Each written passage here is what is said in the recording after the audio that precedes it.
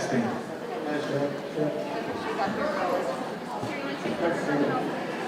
like to call the meeting to order, please. Roll call.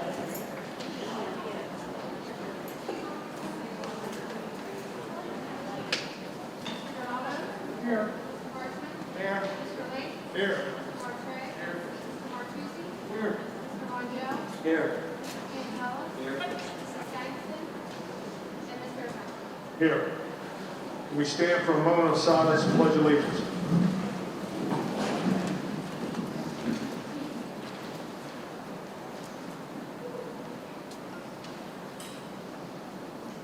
Thank you. I pledge allegiance To the flag of the United States of America and to the republic for which it stands, one nation, under God, indivisible, with liberty and justice for all.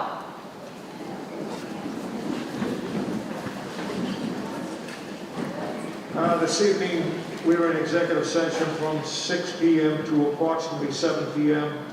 on a contractual issue and personnel issue.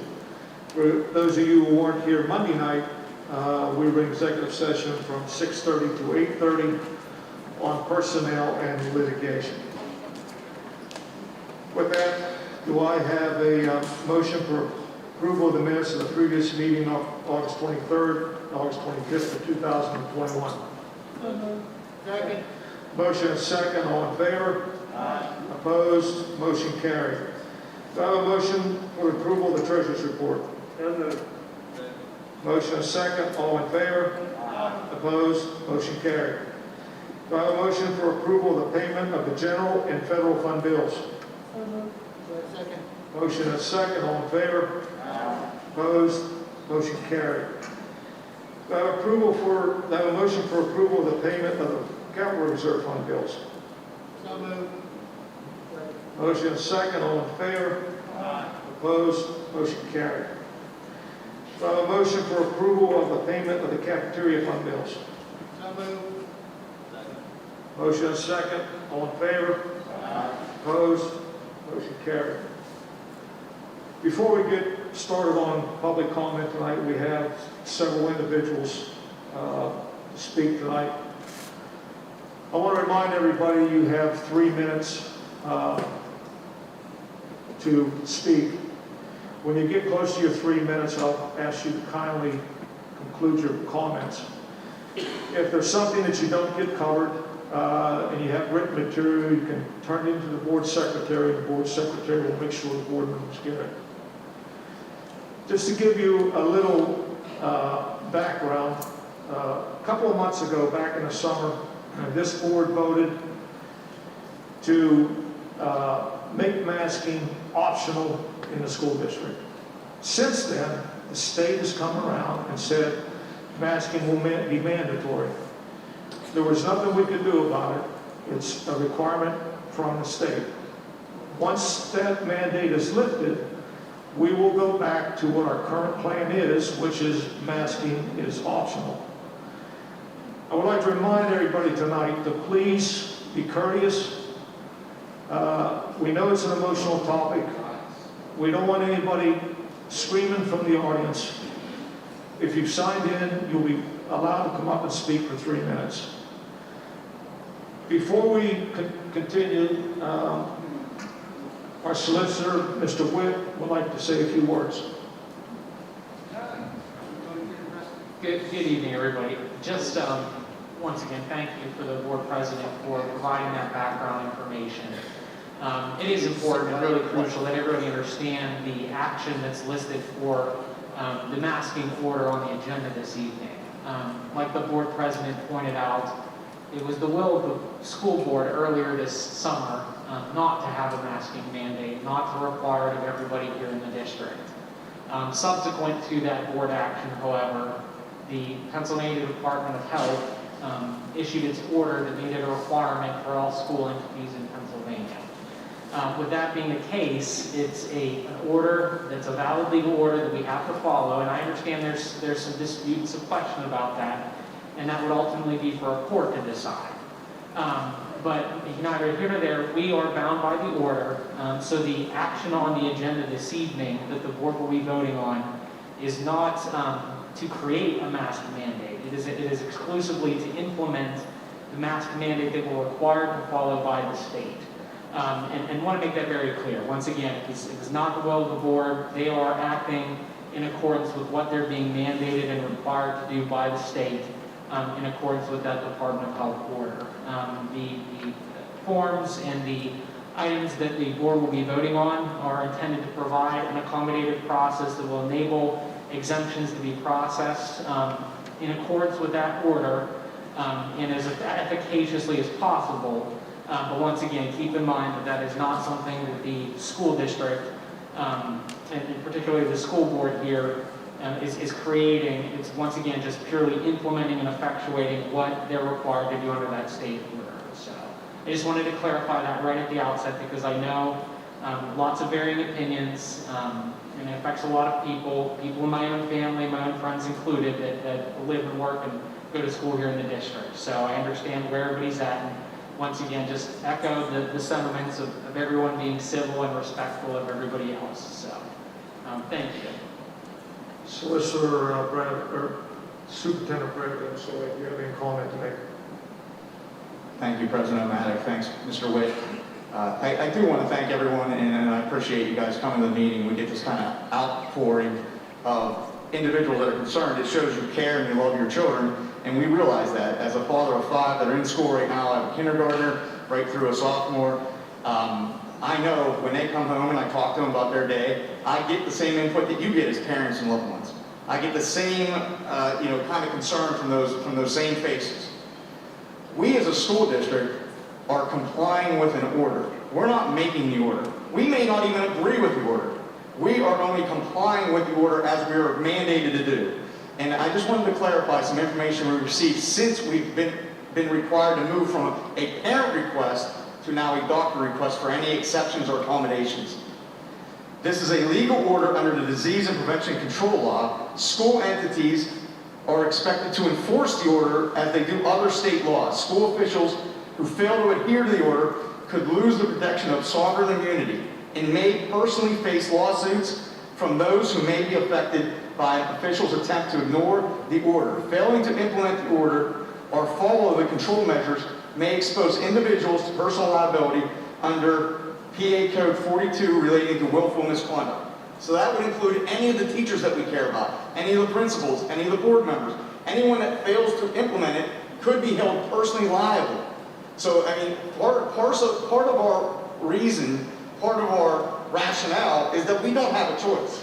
As much passion as this one issue has, we really do not have a choice. Further, from the Department of Education, I received this personally as the chief school administrator. I received this. This order is not a mask optional policy. Any school district simply permitting a parent sign-off without evidence from a medical doctor that the student has a medical or mental health condition or disability that precludes them from wearing a face covering is not in compliance with the order. Before an individual is granted an exception from the order, all alternatives to face covering, including a face shield, are to be exhausted. Should an exception be granted, medical documentation is required from an MD, DO, CNP, or PA. And those are the only 4 professionals that we are permitted to accept.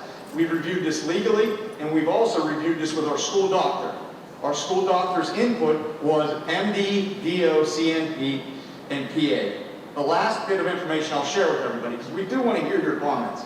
The last bit of information I'll share is from the Pennsylvania State Education Association. It's the largest state teachers union in the state, and if teachers don't care about your students, I don't know who does. They state school employees could face legal penalties if they themselves do not wear face coverings or enforce face covering orders. Furthermore, PSEA states, bear with me, PSEA states that both the American Association of Pediatricians and the Centers for Disease Control have recommended universal masking in schools. They've made clear and unambiguous direction on universal masking allows school staff to focus on educating their kiddos, their students, in a safe environment. So when we move on It allows our teachers to do what we want them to do and what we need them to do. They're not worried about masking. They're not worried about who's compliant and who's not compliant. They're worried to focus on their education and caring for our students. So I thank you for letting me make some comments. We look forward to hearing yours, and we look forward to educating our students. Thank you. Thank you, Superintendent. Just another reminder, please limit your comments to 3 minutes. First up, we have Heather, COVID safety policy.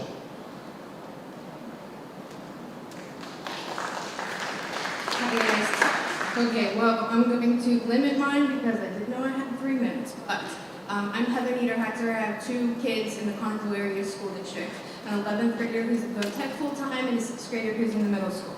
So instead of going over the examples, I'm just going to go into the end, I guess.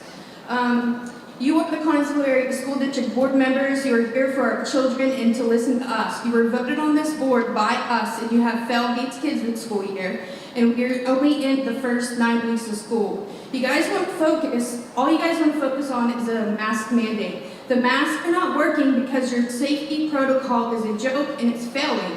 Your safety protocol was emailed out and signed by you, Mr. Bradley. This protocol is not being followed, not even close. That needs to be fixed first. Before you make these masks mandatory and blame everything on a piece of cloth, sit down and fix your schools. If the safety protocols are not being followed and your teachers and your staff are cherry picking hold on, sorry, I gotta slow down a second. And if your teachers and your staff are cherry picking what they feel like following that day, this school will never be safe. You can make the kids wear 3 or 4 masks and nothing's gonna change. So, again, before you just want to throw a mask on your children and blame everything on masks, I suggest you look around at what's going on because we have and we see you. We see what you are doing here. I'm not sure why more people aren't calling you out on your failed COVID protocol, but I am. I see you, and I will make sure to keep watching for the safety of all the students and our community. Do the right thing for our kids. Stop playing politics, stop playing governor, and do the right thing. You are the school board and you hold all the power. For those seated behind me, those listening from home on YouTube, just know this school board does hold all the power. Not our governor, not the health department. The power lies right here in the lap of these school board members. Do not let them lie to you and tell you and pawn these issues off and blame things on the health department, the CDC, the governor, etc., etc. You guys hold the power. Before any new mask mandate is put into effect, I expect these issues in our school now should be fixed and the protocols need to be followed before punishing our kids with masks. Masks will not fix the problems we have here. You cannot expect to have students follow rules when you're breaking your own rules and change them daily. This is not a do as I say, not as I do environment. This is our school. Fix it.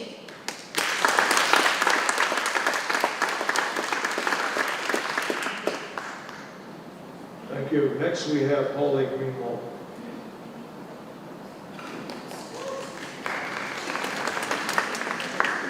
Hi, my name is Holly Greenwald. I'm here tonight to stress my concerns about the mask mandate. Masks do not work. My oldest son started school last year, but then switched to Google Classroom because he was constantly sick from the mask. He was always coughing, sneezing, stuffy runny nose. Once I switched him to Google, everything stopped. I also know that you will not lose funding if you do not comply with this so-called mask mandate. I say we should go back to the parents' choice.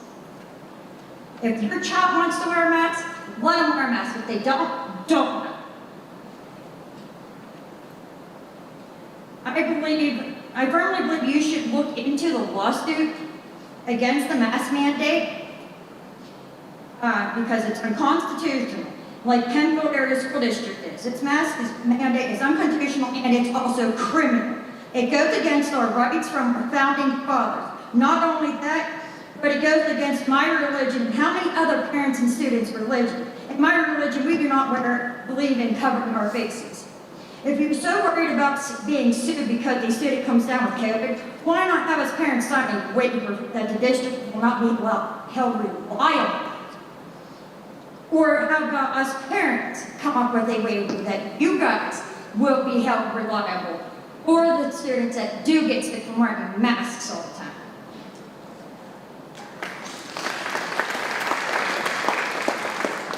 Thank you. Next, we have Kelly Gerhardt.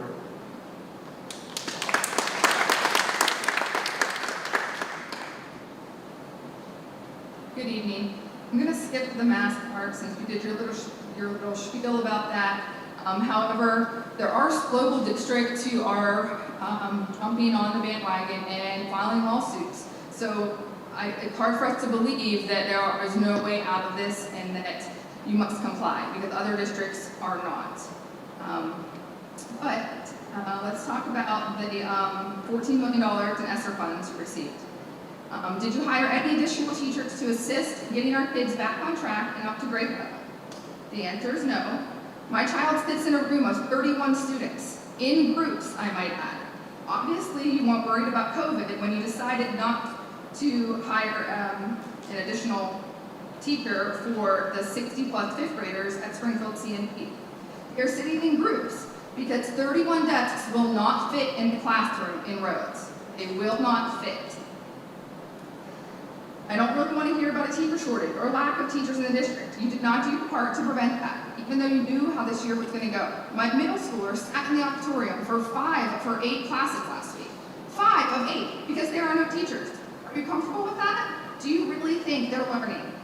Let's talk about that for a moment. We have missed a year and a half of quality education. This should be the most important goal we have. Instead, the board is choosing to fight over masking while an entire kindergarten class goes without their teacher or any teacher at all. For almost 2 weeks, there have been multiple daily subs or no teacher at all, requiring the gym and music teacher and the librarian, as well as many other staff members to cover periods throughout the day. This is kindergarten. They require routine, consistency, and quality education.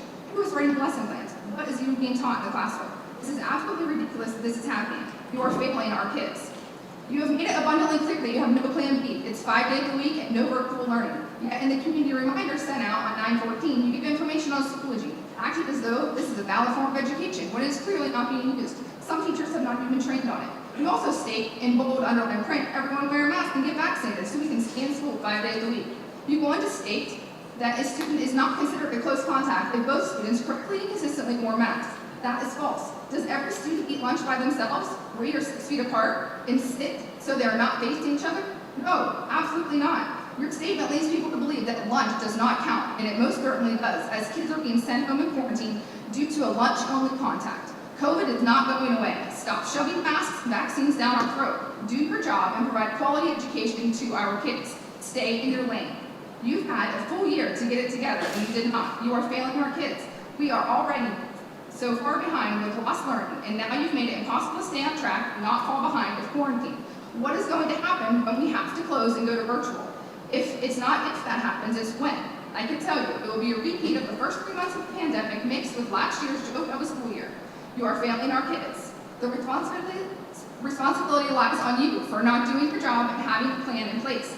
Let me be clear, I do not envy you or the decisions you are required to make.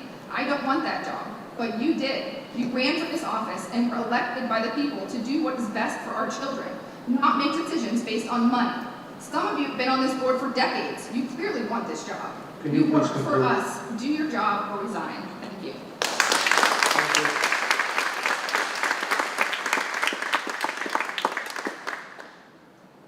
Next, we have Samantha Schaefer.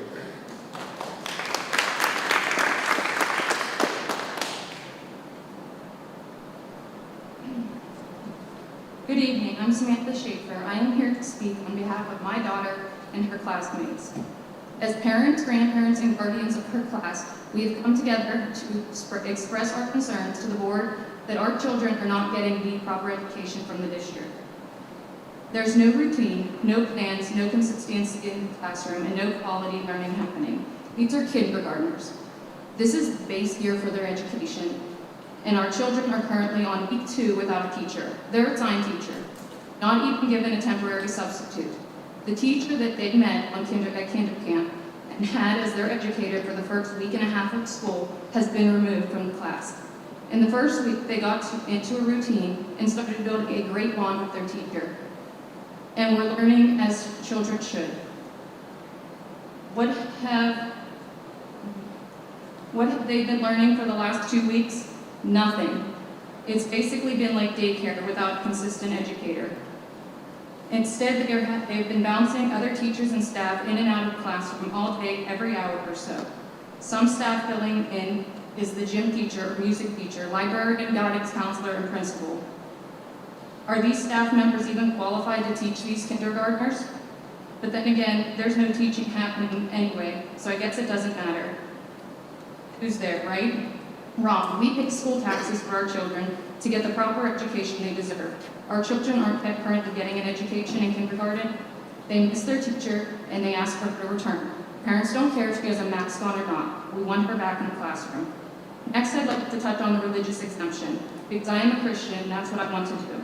I originally sent in a religious exemption letter, and I was contacted telling me that it could not be accepted. As a religious exemption, I get constitutionally valid denial. I'm protected by the Civil Rights Act of 1964. I have faith in God, and I shall not fear this virus. My husband and I both had COVID in January of 2021, and both our children lived in the same household, and none of them ever had symptoms during the time we were quarantined. If you remember correctly, the kids were out of school for Christmas break, and many places in the area were closed. So COVID did not come from the school, but we still got it. If it weren't for the loss of taste and smell, my husband and I never would have known we had it. It was like a sinus infection, but it was a virus. A virus, the doctors tell you, is something that has to work its way out of your system. With no treatment from the virus, from the doctors, all we were told was to rest and hydrate.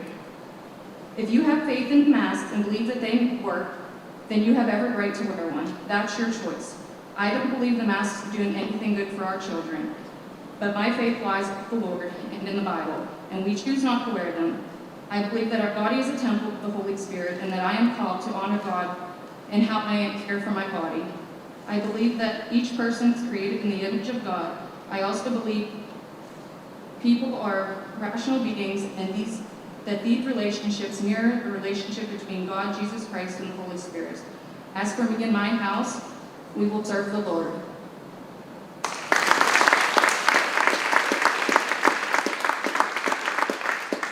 Thank you. Next, we have Jessica Magin. I'm sorry if I mispronounced your name.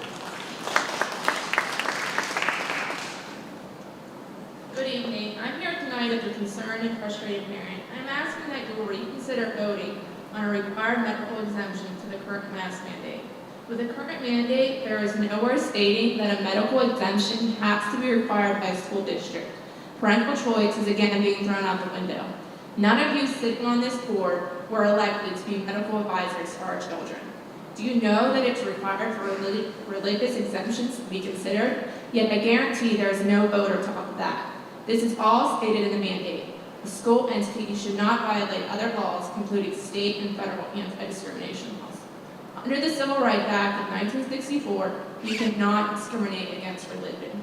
I will be urging anyone being turned down for exemptions or exceptions to the mandate to file a complaint against the school district with the Pennsylvania Human Relations Commission.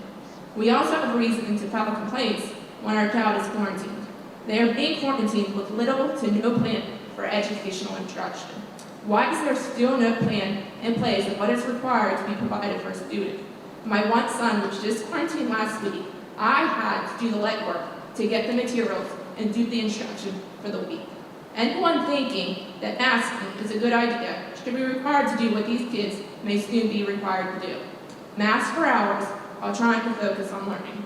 This is the third school year dealing with this pandemic. These kids are falling behind academically, but there seems to be little concern about that. These kids are suffering. My third grader asked me this morning, when will it stop? When will they not care if we have a mask on? When will it be fun to go to school again? I also have a first grader that does not want to go to school if he has to wear a mask. Last year, he came home with headaches and rashes on his face, all due to the mask. My third grader says he can't focus on what's being taught while wearing a mask and also complains of headaches. For some reason, the school district and state continue to think that they have the right to make decisions in regard to our children's health and well-being. Our children are being seen as funding dollars and not as children that are in need of an education. Back to education. The instruction provided during quarantine is a joke. A packet of worksheets for the week does not provide any child with an equal opportunity to an education. I encourage you all to start truly thinking about the safety and well-being of our children. Stop seeing these children as funding dollars. Do you know that Hemphill school directors are considering joining a lawsuit against the school mask mandate? You all have seen the link to that article if you've taken the time to read the email. Please follow suit. If out of fear you won't, please continue to look at the decision of masking to the parents. These are our children, and we should have the ultimate say on whether or not to mask them. Please take the time to read the emails and listen to the voicemails of the parents and guardians in the district. I promise that I am not the only one that feels this way. Thank you.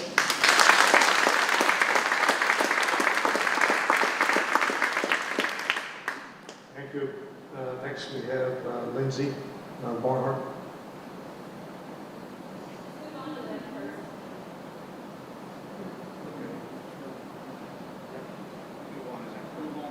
Okay. Next person is Jennifer.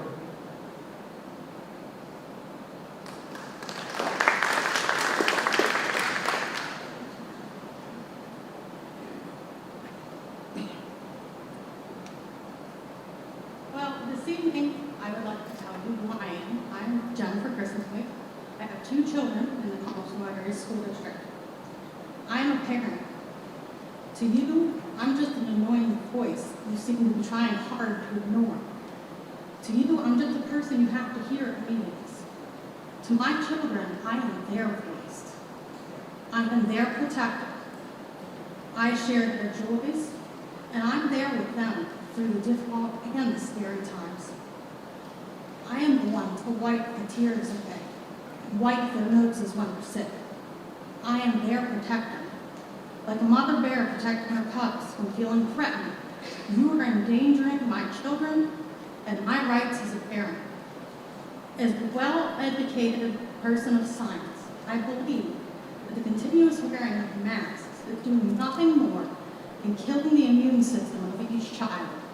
COVID does not affect children the same as older people. There is no reason they should have to suffer through another year of masks. We are the parents telling you that we have to do what is right, that we have to do. We are the parents telling you that we do have the right to parent and protect our children as we see fit. We want the ability to decide for ourselves whether or not our child should sit around in a mask all day and suppress their immune systems, or if they can smile at their friends and breathe free. Please vote to allow us parents to do what we need to do to protect our children. Please vote to allow parent choice in masking. Please vote for all the children who cannot wear a mask, such as my special needs daughter. To close, I would quote a great senator: we all need to walk as free people.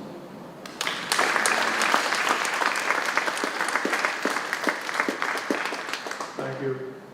Next we have Michelle Maurer.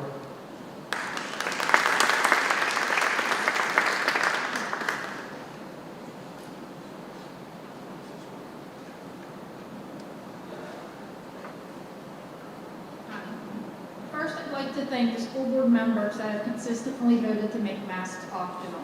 Those that have, you are doing what you were elected to do, which is following the wishes of the community and using plain old common sense, something we're very short of nowadays. Regarding the proposed mask mandate policy, COVID's here to stay, people. You know it and I know it. We started with the original COVID-19, then the Lambda, then Delta, then the Mu variant, and just today, the R.1 variant found in Kentucky. That's 5 variants in a year and a half. This isn't going away, it's here to stay, and we have to deal with it. Do you plan on really wearing a mask the rest of your lives? And I see most of you on this stage and out and about, your mask is not usually on your face. Some of you it is. Most of you it is not. Furthermore, the state is trying to scare school districts, school board members, superintendents, and principals by stating that they can be sued and or lose licenses, certification if they don't follow the order based on intentional injury. That's simply not true. It would never happen. The district does have sovereign immunity, like Mr. Bradley said, and can only be sued for 11 specific things. A virus is not one of them.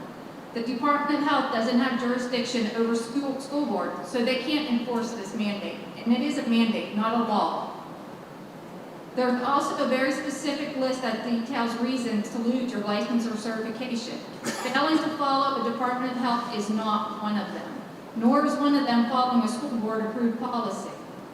However, our district and individuals can be sued and held liable for discrimination and violating the civil rights of students, teachers, staff, and visitors.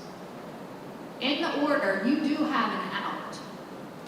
It says in section 4 that you have to state a medical exception. It doesn't say anything about writing or a doctor's signature or excuse anywhere in that mandate. And if I'm mistaken and there is one, please show it to me. I didn't think so because it's not in there. It specifically says Ms. Mallory. state. It also says in Ms. Mallory. section 4. Ms. Mallory, this is public comment, not public discussion back and forth. That's why no one's commenting. No one's returning your questions because this is public comment, not public discussion. Thank you. The last meeting, Mr. Martre did respond to me. He did comment back and forth, so it's not unheard of. Furthermore, in section 4, it also says that the school entity should not violate any state or federal anti-discrimination laws. Last time I checked, religious discrimination is illegal. And by not accepting them, you are violating that mandate and your civil rights. Please use common sense. Get a backbone, stand up, and do what's right. You don't have to follow this, and you don't have to follow it with a doctor's excuse like you want. The mandate gives you an out. It says state. Thank you.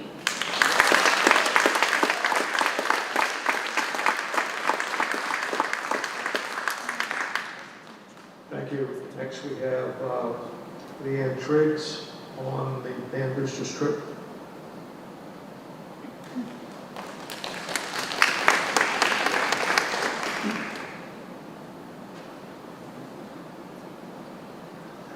Thanks for speaking to me. It's slightly embarrassing that we're talking about the masks.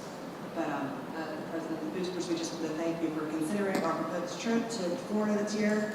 We're confident that we can travel safely and that we have the right elements in place to adjust our plans if necessary for reasons that might be outside of our control.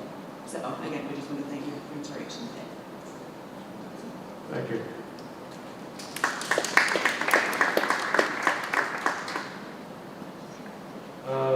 Next we have Ashley James on mask.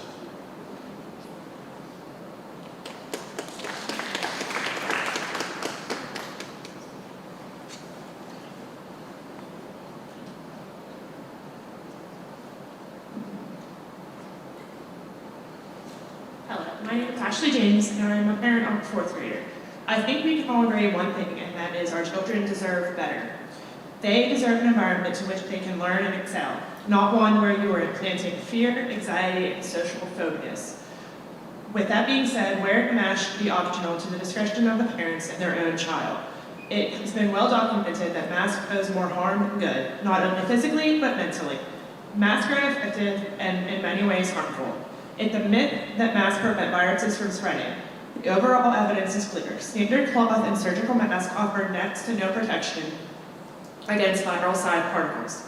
A study found mask wearing did not reduce the spread of COVID-19. The size of the virus particle is much too small to be stopped by a surgical mask, cloth, or a bandana. Wearing a mask to prevent catching COVID-19 or similar influenza is like throwing sand at a chain link fence. It does not work. Children have the lowest death rate from COVID-19 infection. Face masks actually increase influenza-like illnesses inside of the mask, resulting in the mask wearer to be continuously exposed to bacteria. The cost benefit of requiring children to wear bacteria-filled face covering is especially difficult to justify. Mandating mask wearing in schools is a major threat to a child's development. It ignores the essential needs of a growing child. The well-being of children and young people is highly dependent on the emotional connection with others. Masks create a threatening and unsafe environment where emotional connection becomes very difficult. Children need to see their teachers and their peers' faces. They need to be able to learn how to read facial expressions. Some children only get to see smiling faces while they're at school, and you are taking that away from them. Requiring children to wear face masks sets the stage for contracting any infection, including COVID-19, making the consequences of that infection much greater. The fact that mask wearing increases the risk to the harm of the wearer should not be required for children, particularly given that these children are not sick and have done nothing wrong that would warrant a violation of their constitutional rights. All parties mandating the use of face masks are not only ignoring established science, but are engaging in what amounts to a whole school clinical experimental trial. These are healthy children we are talking about. This is not a hospital setting. It is not a ward where you're in constant danger. You need to start focusing on the children and less on government funding. Focusing and promoting healthy children to wear masks without the child's or the child's parental consent is illegal and immoral. So again, we need to do better to give these children the equal opportunity of education they all deserve. As a public school district, we are guaranteed through the Constitution of the United States for medical freedom. It is a discrimination against what some of us believe in. I believe masks do not work. You may believe the opposite, and that's okay. I'm not saying we need to agree. I'm saying you are taking away freedoms because we believe the opposite. I'm saying you shouldn't push your beliefs on me and my children, and I will not put mine on you. If you believe masks work, then wear them. That is your freedom of choice. I'm not saying take choice away from people. I believe in the Holy Bible and God's plan. That is where I put my faith. This should be a freedom of choice and a freedom of belief. Nothing more. Thank you.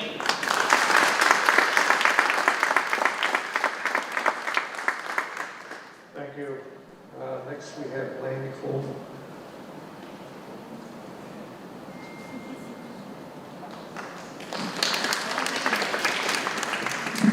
Hello. When I hear you talk and I hear you say recommended and compliance, that's not a law. Do you guys do any research? Anybody?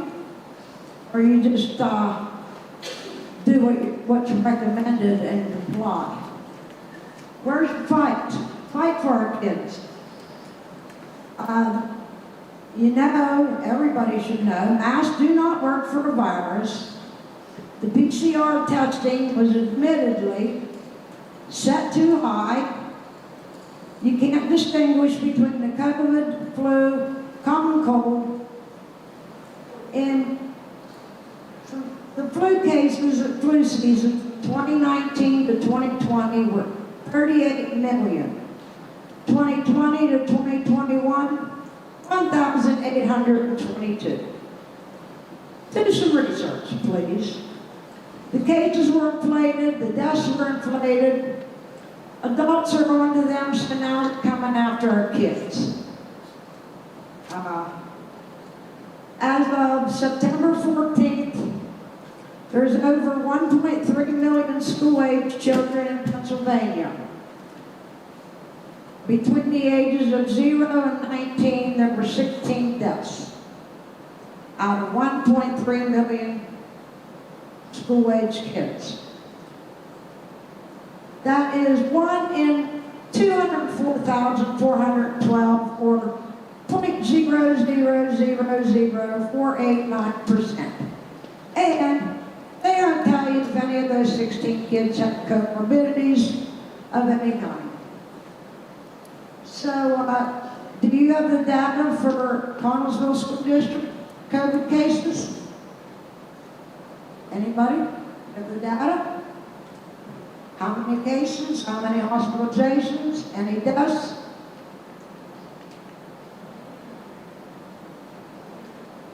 Nobody has the data. You're just blindly following the mandate. A mandate's not a law.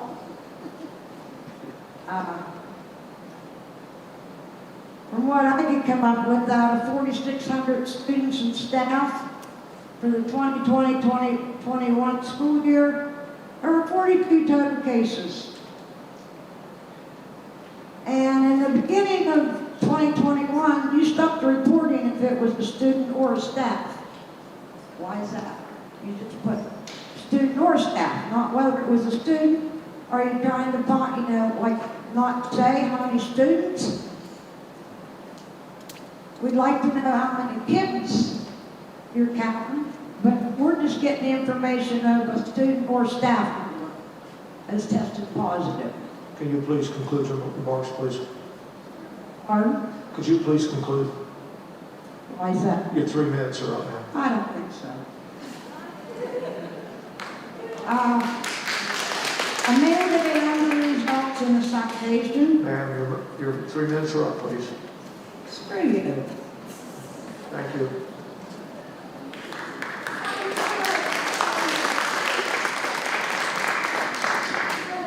Next, we have Dennis Cook.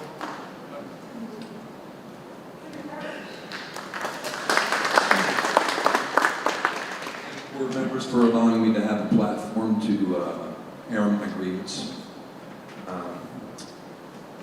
It takes a modicum of intelligence to figure out what perpetuates this whole mass farce.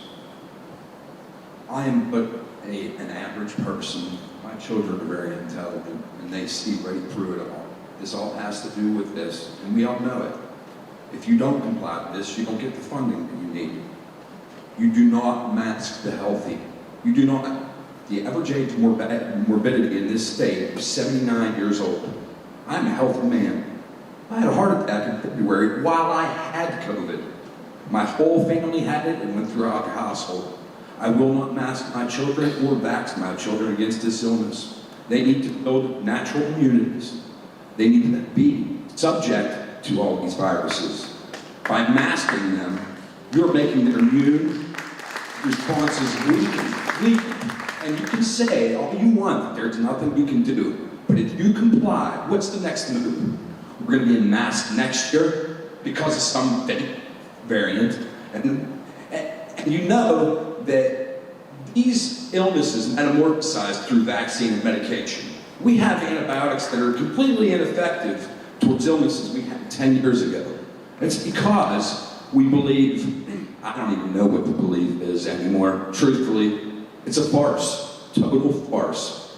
You and I have had this discussion before, and if you can't see this, and you just keep complying to it, there will be no end. Next will be mandatory vaccines. Then next will be mandatory booster shots. We already give our kids like 150 shots they don't even need anymore from diseases that ended in the turn of the century. That's the 20th century.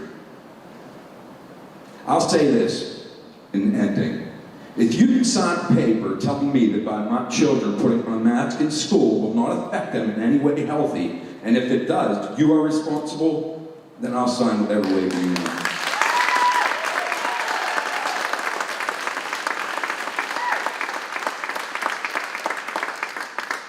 Thank you. Next, we have Dwayne Berger.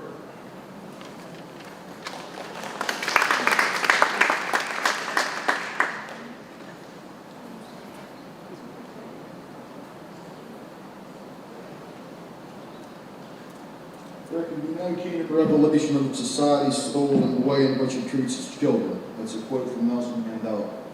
I read an article that included the above quote and went on to say, by that standard, our society now has the soul of an abusive parent.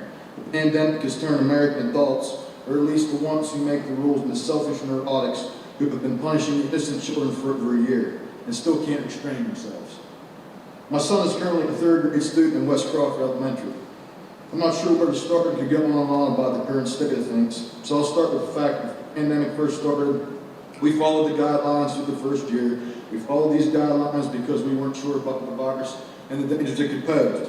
However, never got to the point people thought it could, and way more is known about it now. True people have lost their lives. It is real. People also lose their lives from the flu that complicates pre-existing conditions.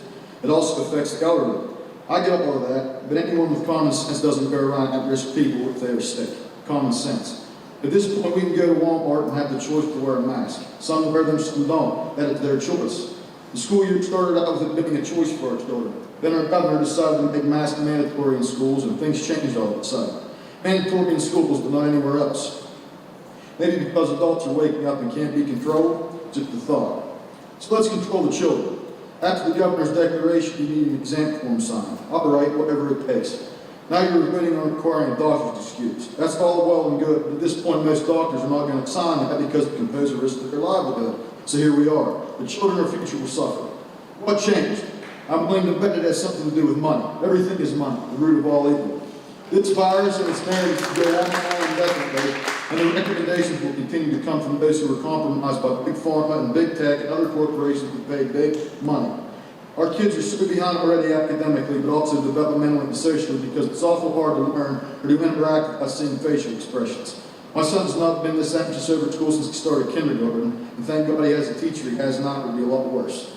Schools should feel safe, and sitting in fear and anxiety hinders learning as well. The district will really enjoy educating the majority of the student population that will have IEPs in the next couple of years. Educating, that's my next point. Your job is to educate my child and keep them safe while they're there. My job as a parent is to raise my child, protect them, and make choices for them. Those parts of their life don't concern the school district. Just teach. My wife couldn't go back to work last year so she could teach my son. That's your job. If people want to wear a mask, good for them. In my opinion, the mask poses much greater risk than they do protection. Developmental risks, long-term health risks, and psychological risks. Kids are scared of monsters under their bed. Imagine how you would feel as they keep being forced to be afraid of a virus that they can't see and are told it's everywhere all around them every day and every night, trying to make them sick. It will do permanent damage. Viruses are everywhere and have been forever. Maybe reassure them. Maybe teach them how to be healthy and wash their hands and how to not spread viruses. Teach them not to live in fear. Basic principles we've been living by forever as well. My problem isn't mask or no mask. My issue is whether or not I can choose not only a mask for me, but one for my child. This is the United States of America last time I checked, and we are free to make legal choices. These mandates are law are fair mandates. Two totally different things. I choose to enter the store without a mask at my own risk. Let my child enter at their own risk then. When is enough going to be enough? I'm sure their freedoms are slowly being taken piece by piece, and once they are, the things like Revolutionary War and other events in history students should be learning about in school will have to repeat themselves in this great country. Sir, can you conclude, I'm please? almost done, sir. When does it end? Take a stand. Sleep at night knowing that you have done everything you can, not for money, but for the greater good, our children. I was proud of our district and its administration at the beginning of the year because it was standing up and giving the community the power to make choices. Please don't succumb.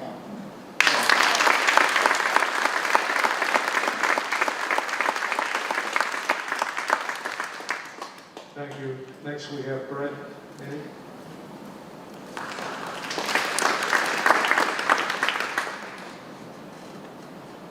Hi, I'm Brent Minnick. I didn't prepare a speech like everybody else here. I'm just going to talk from the heart, as much as the very people behind me can relate. I think we're a little just fed up with it. I hope we don't take bullying to our students here, because that's what I feel like what's happening. Comply or else. That's how I personally feel, and I'm sure others feel the same. Another thing, just kind of weird, when you use the restroom, there's no soap in there. I'm not sure what's up with that, so that's about all I gotta say. You guys have a good night.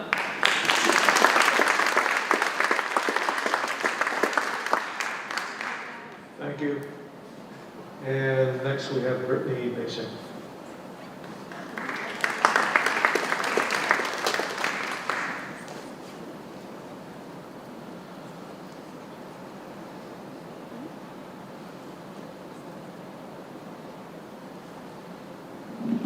First, I'd like to thank everybody who has spoken before me. Second, I would like to address the board and how so many of you look bored while we're speaking. That's really disrespectful. Not all of you, Mr. Pinocchio, you seem very attentive, but there's been a few. I am sorry to hear that many of you have children, grandchildren, nieces, nephews, etc., that are also suffering and uncomfortable. Clearly, you know how we feel. And you know what we're up against. My concern would be just simply, what can we do? If you're not going to fight and represent us when we elected you, what can we do? We want to fight. We don't want masks on our kids. So if you feel like you have to comply, then at least give us the guidance to fight it in representation of our school and our families. Thank you.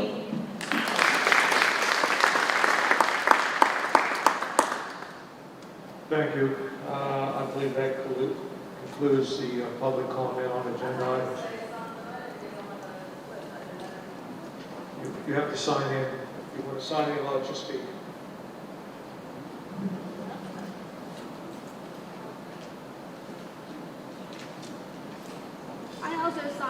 non-agenda items, but it kind of fits in here, so I don't know. When are you doing that next? Non-agenda is at the end of the meeting. If I could just come now then, because it's actually related to all of this, I didn't know where to put it.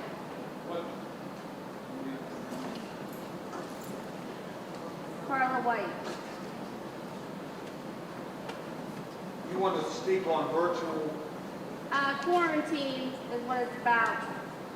Okay, well we're not going to do anything on quarantine. So we can just wait. I already signed that list, but I'll wait till the end. Thanks. Okay. Well, the Public Health Department and the governor and the Secretary of State don't have any authority. They just bull crap you all into thinking it. And us cheap will believe them, but they don't have the authority to put down even a mandate. And yeah, I think you should be personally liable.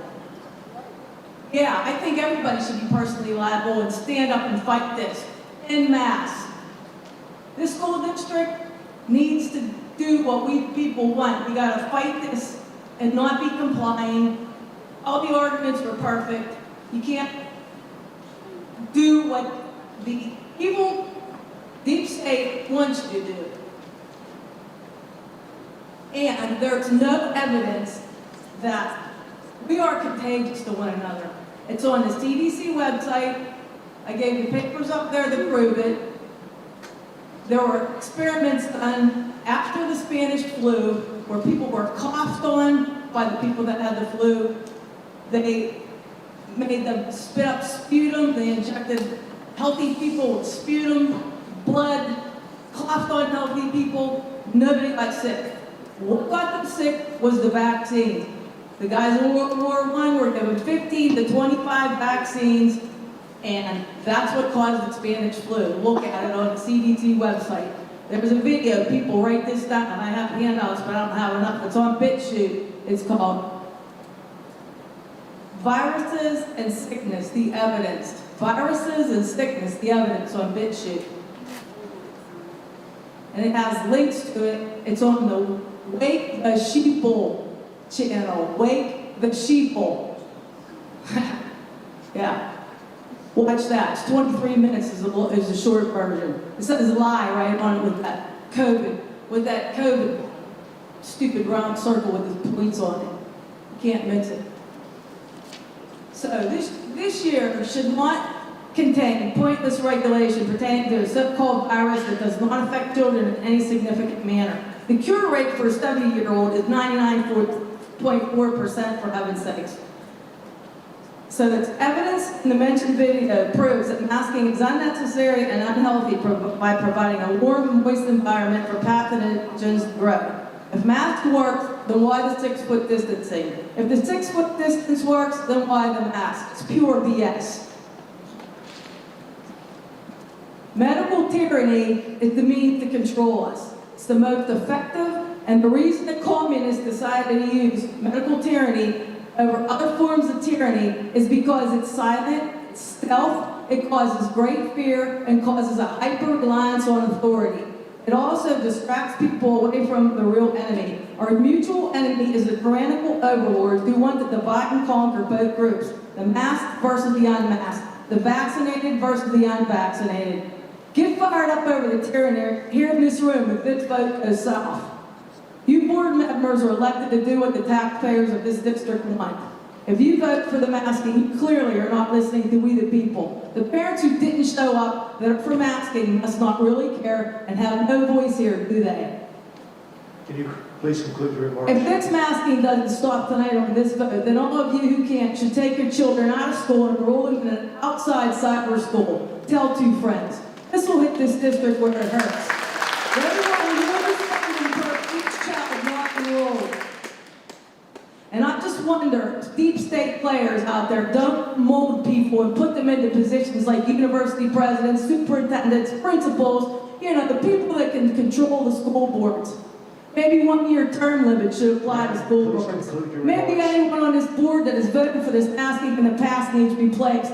Maybe some of you guys ought to resign right now, and some of these parents ought to take your place tonight.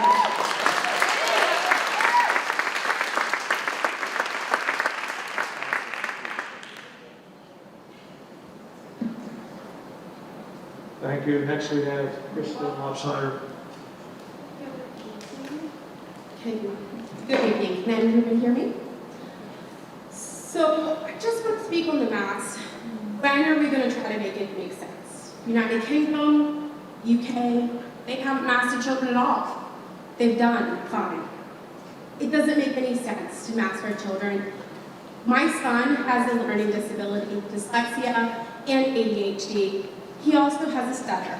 The masking does not help him in any essence of his learning. I understand last year, yes, we needed to be cautious and concerned. When are we going to understand what we're getting fed by government facilities may not actually be the truth? We need to address things that we are witnessing and take the basis off of what happened last school year in our school. We need to look at an individual basis within our area, not what the CDC recommends, because honestly, I can't trust them. They're one way or the other. I never know who to believe anymore. In regards to teachers not being in the classroom, that is an issue. It is a serious issue. Is it an issue because they don't want to be masked?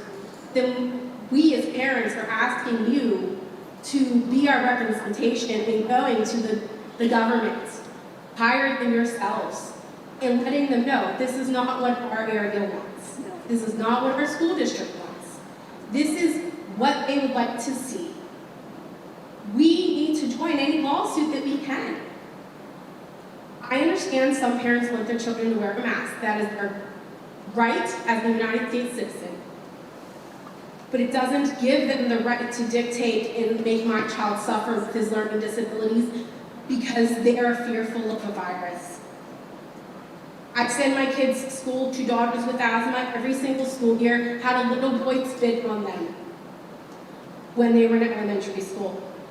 The flu's always an issue and always on my mind for my children because the flu can turn into pneumonia. Pneumonia can take my child from me with them having asthma. My daughters wearing masks actually made their asthma worse. My daughter has never had to use the rescue inhaler at all until last year. It is an issue. We are being detrimental to our children. And that's an issue. We're just asking that you stand up for our kids.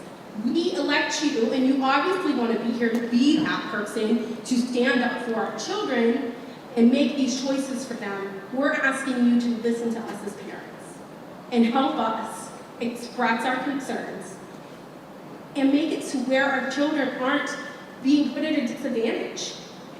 You don't have to comply to a mandate that someone who doesn't even have a medical degree issued. It just doesn't make sense. It just doesn't. You know, I stopped watching our local mainstream media a long time ago. I actually watch news from the United Kingdom. Because that's where I get the information from. They have not masked their children. We need to stop. It is detrimental to our kids. They need to communicate. My son, like I said, has a learning disability, and this is a huge issue for him. Thank you. Thank you.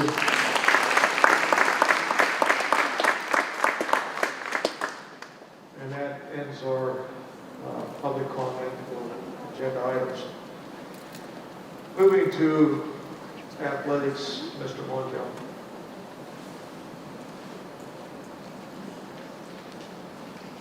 Thank you. Item number 10A. Request the approval to award bids for winter sports supplies and equipment to the lowest responsible bidder meeting specifications. And I so move. Second. Motion and second, all in favor? Aye. Opposed? Motion carried. Item 10B. Request the approval of the following supplemental contract for the 2021-22 school year, contingent upon receipt of a signed contract no later than 1 month after issuing, including the posting of the position if the contingency is not met. The position is middle school assistant football coach, Mick Lillard, and I so move. Motion second, all in favor? Opposed? Motion carried. Item 10C, request the approval of the following supplemental contract for the 21-22 school year, contingent upon receipt of a signed contract no later than 1 month after issuance, including the posting of the position if the contingency is not met. The position is varsity boys assistant basketball coach, B.J. Farrell, and I so move. Motion second, all in favor? Opposed? Motion carried. Item 10D, request the approval to extend the lease of concession stands with the Lions Club for 3 years through July 31st, 2024. And I so move.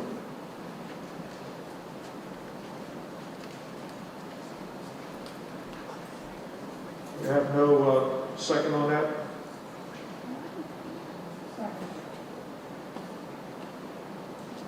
Did you second that? You second that, Mr. Martre, second that? Question, Yes, question. discussion, we would like to meet with some of the Lions Club representatives and maybe get Mike. Okay.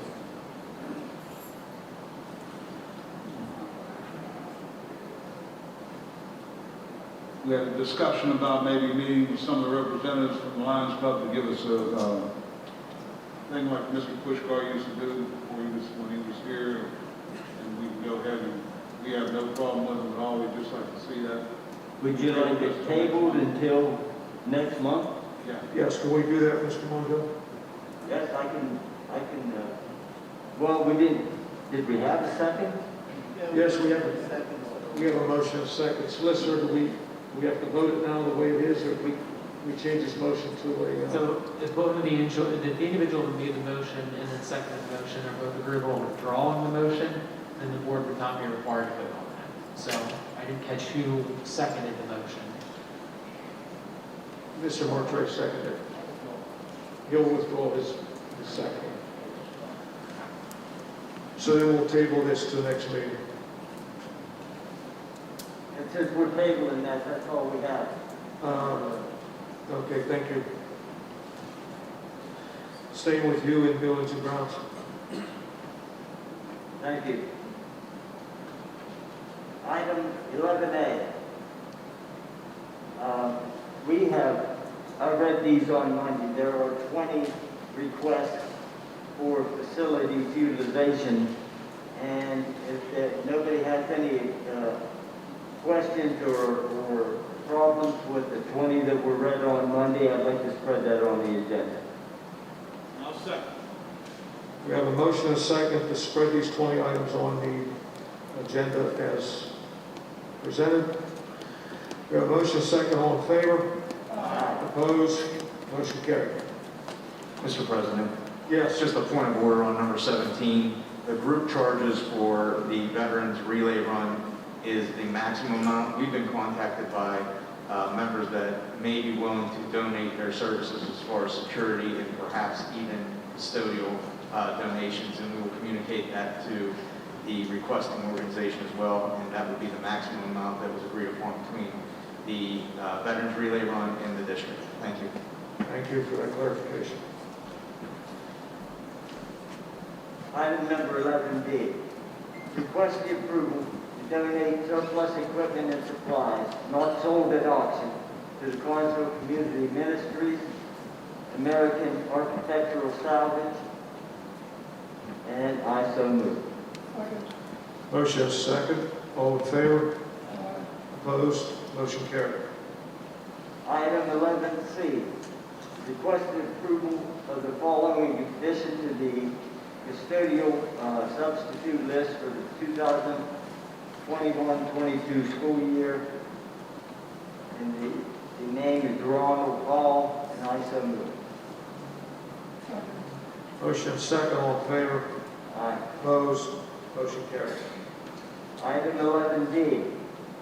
Request the approval of the Eagle Scouts project by Sam Quatto to refurbish and upgrade the concession stand currently leased by the Lions Club located at the student side of the Falcon Stadium, adhering to all rules and regulations to the district, including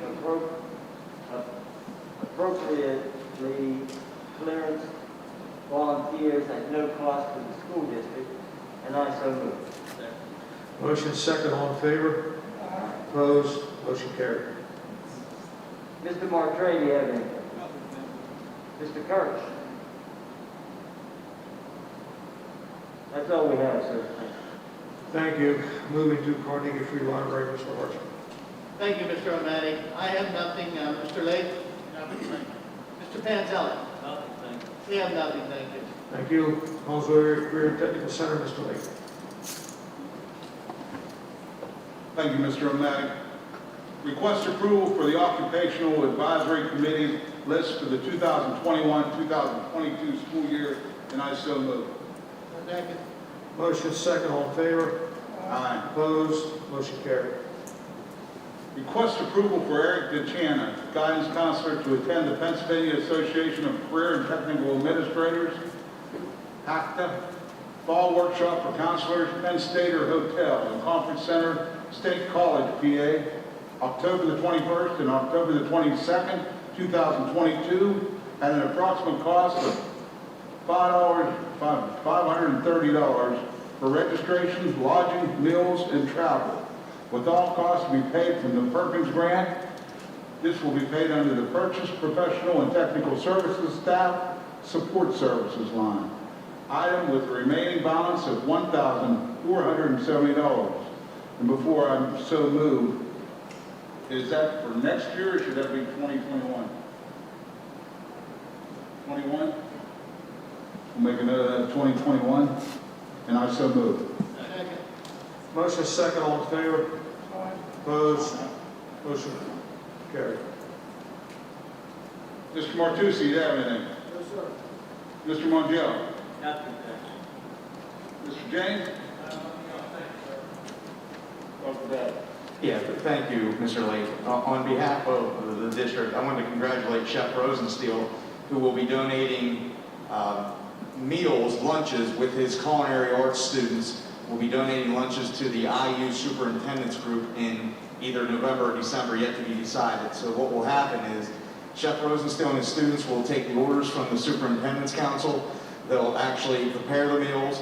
If possible and safely, we'll send representatives like we have in the past to the Superintendent's Council meeting, which will be a face-to-face meeting. Those students will be able to describe how they prepared the meal, how they had a cost analysis of how much the meal cost to prepare, and then the superintendents will be able to give feedback to the students on the meal that they prepared. And it's an honor for Chef Rosensteel and our students from the Collinsville Career and Technical Center to be chosen to do this, and we thank them for their efforts, and we look forward to that meal coming in November or December. Thank you, Mr. Lake.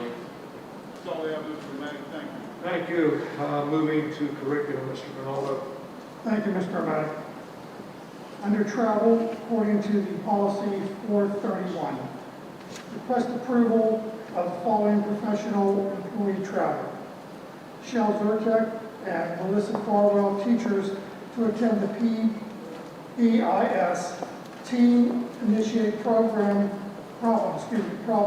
Solving Training, Intermediate Unit 1, Call Center, PA, November 15th, 2021, at a cost of $179.51 per substitute, for a total cost to the district of $359.02 to be paid for from Title II funds.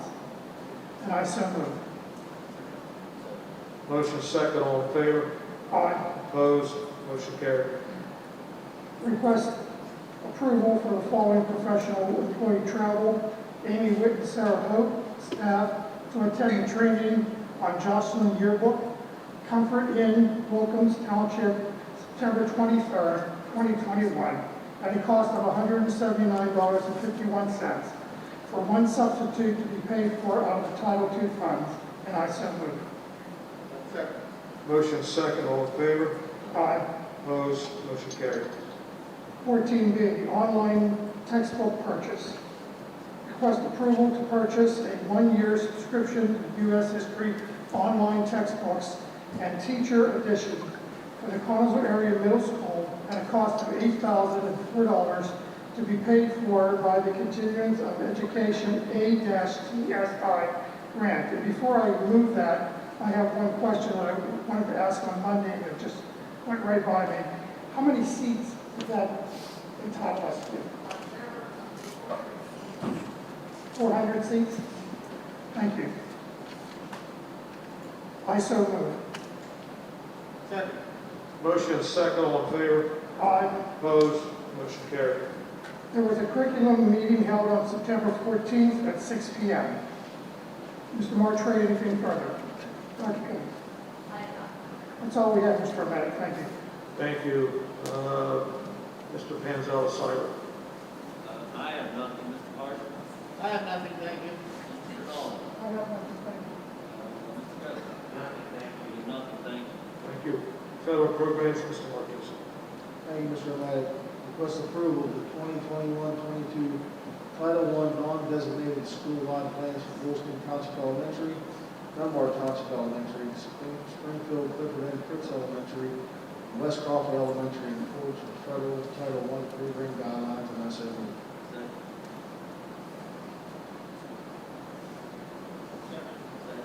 Motion is second, all in favor? Opposed? Motion carried. Request approval to purchase 14 HP1 desktop workstations at a cost of $16,254 and paid out of federal floor funds, and I so move. Second. Motion is second, all in favor? Opposed? Motion carried. Request approval to purchase 18 Surface Pro 7 plus laptop computers and covers at a cost of $19,980 paid for out of federal floor funds, and I so move. Second. Motion is second, all in favor? Question? Where are these computers going to be used for laptops? These are used for the administrative purposes of Thank you. No further questions? All in favor? Aye. Opposed? Motion carried. Request approval to purchase Boxlight Pro Color interactive displays for a cost of $69,900 from ELB US Incorporated and paid for by Continuity of Education ATSI grant, and I so move. Motion second. Question?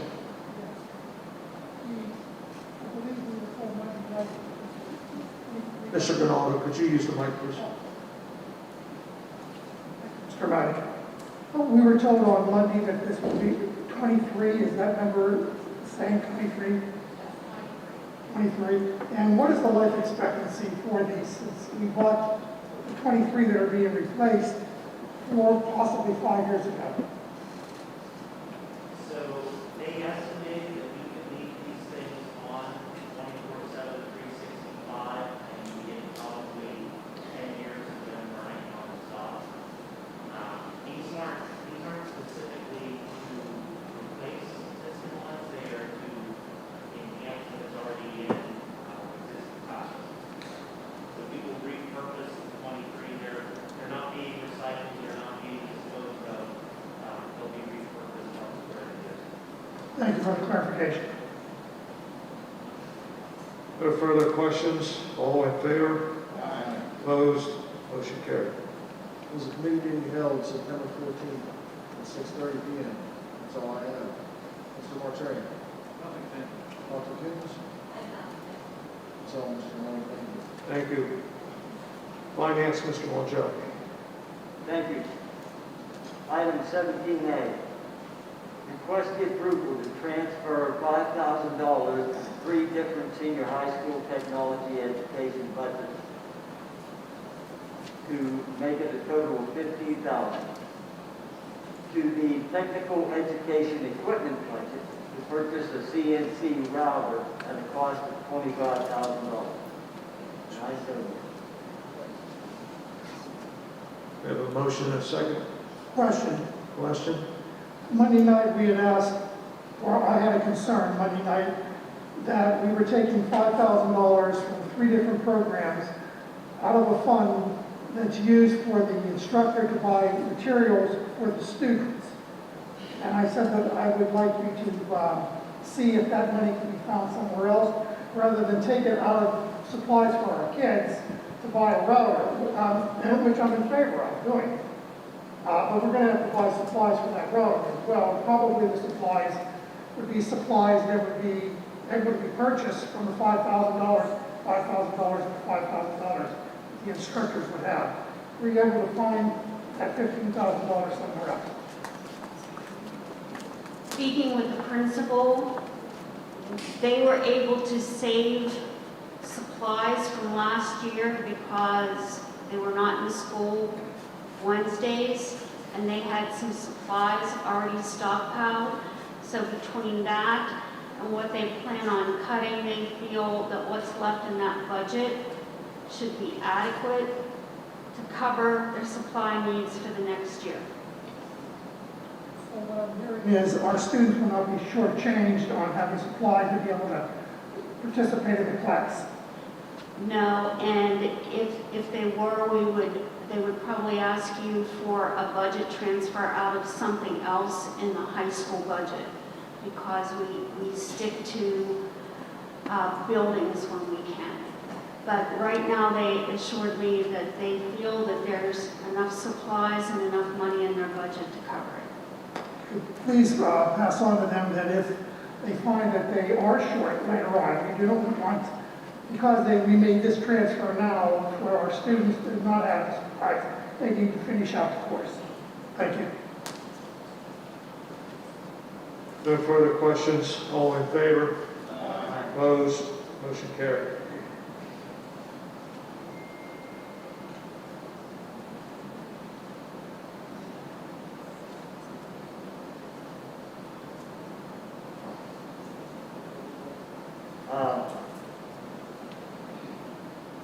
Item number 17D. Request the approval of the resolution as follows. It's for the electric consortium. Whereas the Connellsville Area School District is authorized under the Public School Code of 1949 as amended to enter into a consortium contract for the purchase of electric supplies, including but not limited to other school districts and other intermediate units organized in the consortium.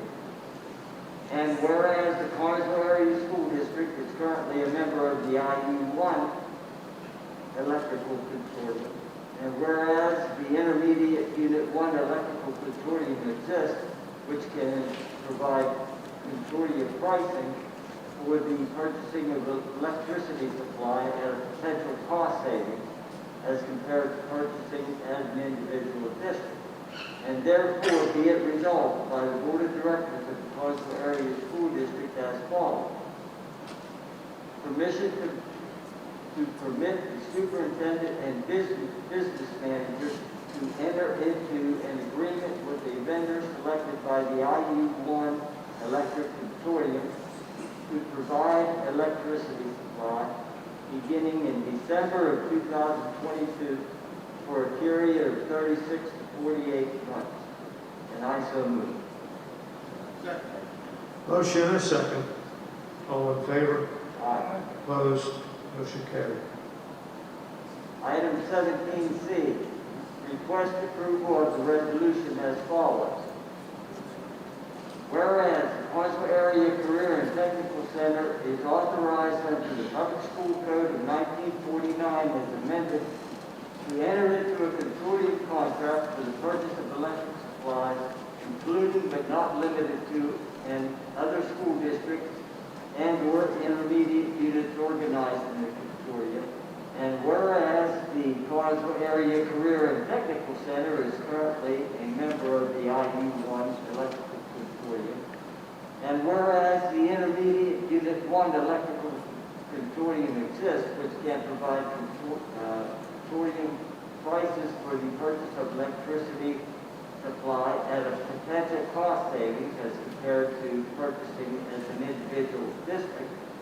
Now therefore be it resolved by the Board of Directors of the Connellsville Area Career and Technical Center as follows. Permission to permit the superintendent and business manager to enter into an agreement with a vendor selected by the Intermediate Unit 1 Electric Consortium, to provide electricity supply beginning December 2022 for a period of 36 to 48 months. And I so move. Motion second. All in favor? Opposed? Question, Question? is that December 2022, or should that be December 2021? December 2022. I'm gonna go for now.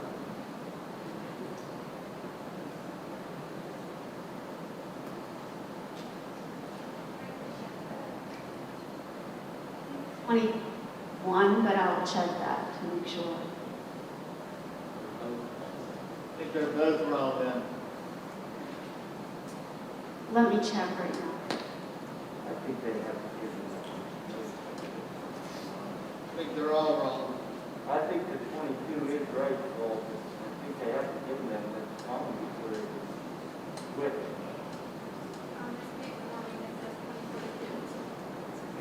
22.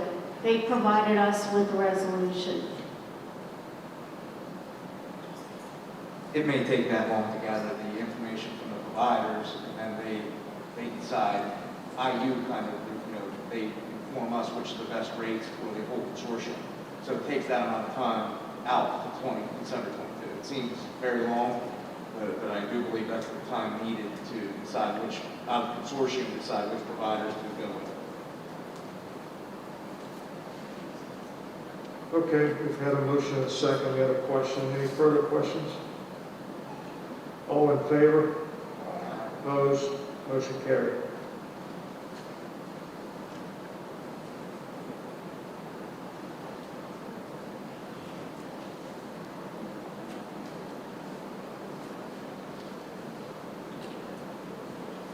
Item number 17D.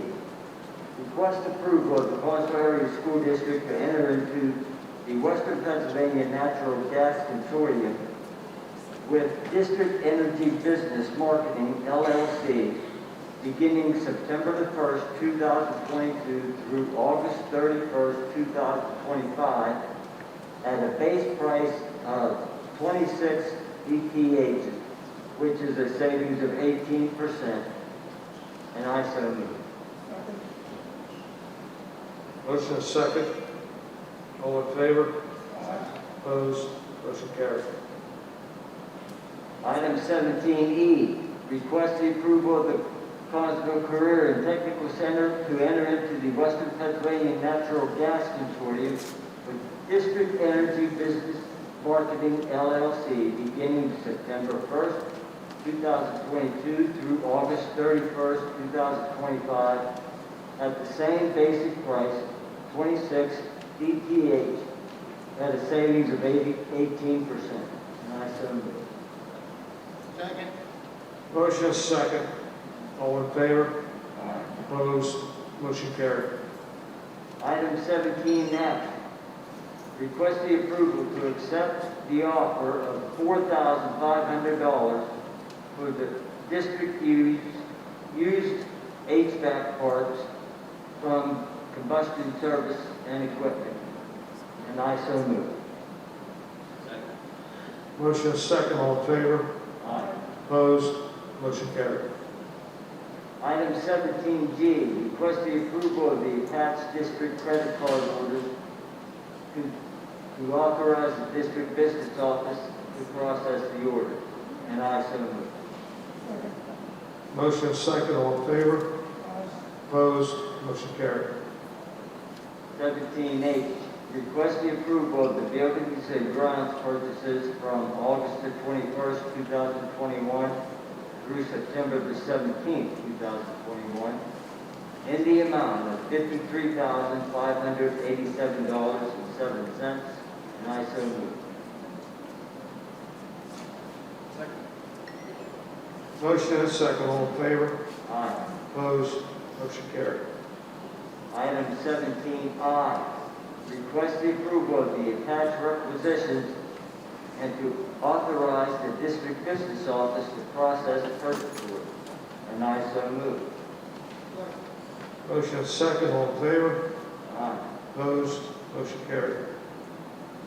Item 17J, request the approval to accept a donation of $500 from Gallagher Insurance Agency and $1,000 from Benning Scattergood Incorporated through the Falcon Foundation to be used for the purchase of a handicap ramp at Dunbar Township Elementary School. And I so move. Second. Motion second, all in favor? Opposed? Motion carried. And Marlene, do you have an update on the auction? Yes, I do. We had an auction. It sold 249 items for a gross cost of $15,943.63. Out of that, we had a commission to the auctioneer of $1,594.58. We had advertising costs for the auction of $350. We had labor costs to prepare and conduct the auction of about $950. So our total net from the auction was $13,049.05. Thank you. Mr. Bernardo, do you have anything? Nothing, thank you. Mr. Pantella? Nothing, thanks. Marlene, do you have any more? That's all we have. Thank you. Food service, Mr. Martus. Thank you, Mr. Matic. Request approval of the following addition to the cafeteria substitute list for 2021-22 school year. Stacy Firestone, Ashley Lenny, Gloria Cole, Maureen Hayward, and myself. Second. Motion is second, all in favor? Opposed? Motion carried. That's all I have at this time. Mr. Panzella. Nothing, thanks. Mr. Horstman. Nothing, thank you.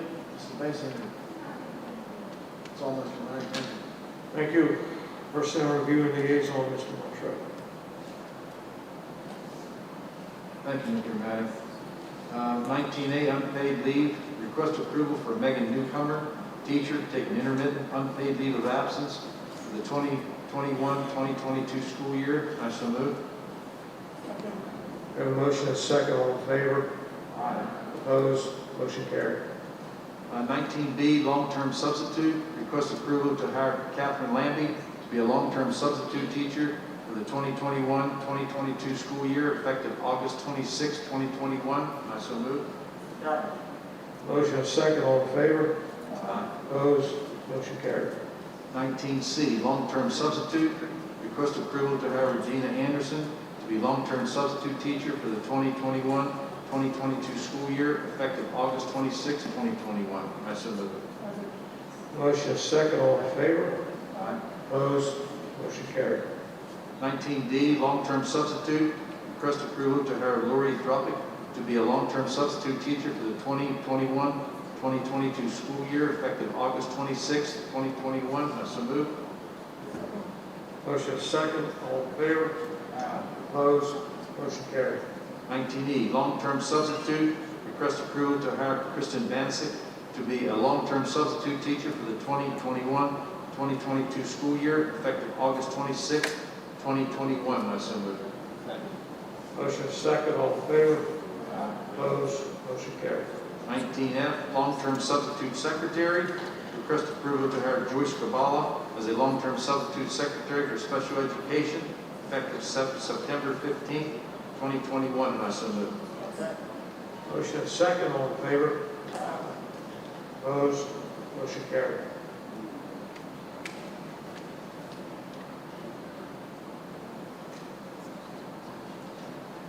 G, technology policy addendum. Request approval of the addendum to the August 25th, 2021 board approved technology employment policy. I so move. Second. Motion and a second, all in favor? Opposed? Motion carried. 19H, grievance. Request approval of the attached custodial maintenance step 3 grievance response regarding the 2021-22 grievance. And I so move. Second. Question? Motion and second, any question? The request approval of the attached custodial maintenance. Mr. Solomon, is that that's to go ahead and deny it's step 3, right? Yes. That would be denied. Yes vote would be to deny. Correct. A yes vote would be to deny in part and a grant in part specifically. Correct. Thank you.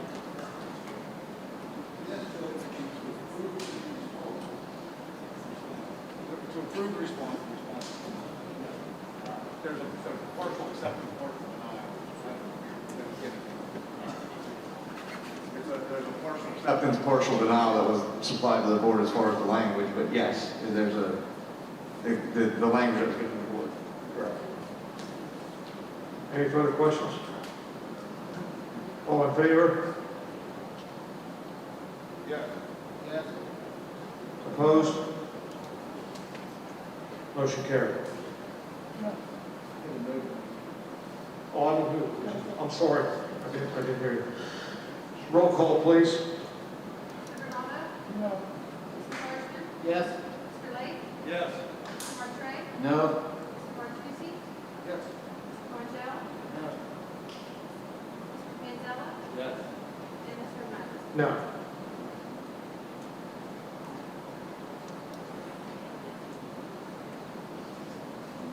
Four.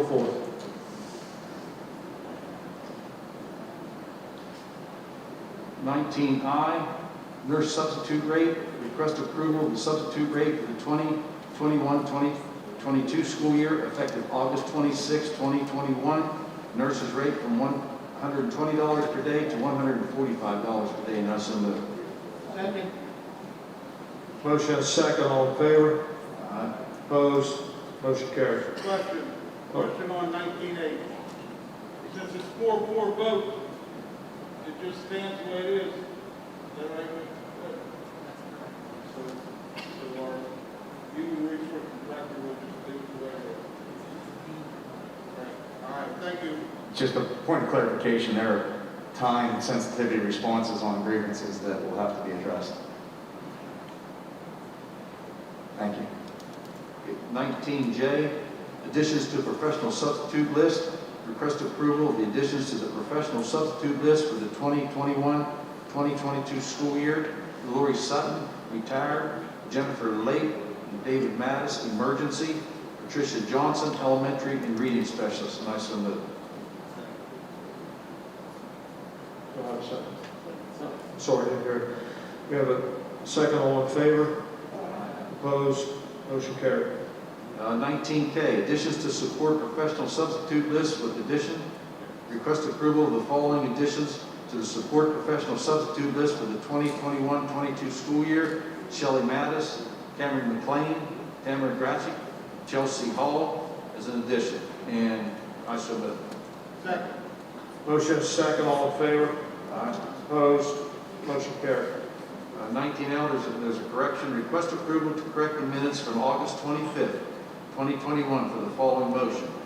Board approved on August 25th, 2021, request approval for Kathleen Sapala, teacher, to take unpaid leave of absence for the 2021-22 school year. The correction would be Kathleen Sapala, teacher, to take a sabbatical leave of absence for the first semester of the 2021-22 school year. And I so move. Motion is second. All in favor? Opposed? Motion carries. And that's all I have, Mr. Matt. Mr. Ronaldo, do you have anything? Mr. Montiel? Mr. Solomon? Dr. Bradley? Nothing, thank you. That's all we have. Thank you. Moving to policy and legislative, Mr. Horstman. Thank you, Mr. O'Malley. 20A, revised policies, first readings. Request approval of the first readings of the following revised policies. 004, VOG Oath of Office Certificate. 810.1, school bus drivers and school commercial motor vehicle drivers. 800-1, electronic signatures. 916, volunteer program. 218.1, weapons. 218.2, terroristic threats. 247, hazing. 249, bullying and cyberbullying. 805.2, school security personnel. 006, meetings. 006, BOG, publish, post, and notify. 903, public participation in board meetings. 810, transportation. 818, contracted services. 20B, I'm sorry. So moved. Second.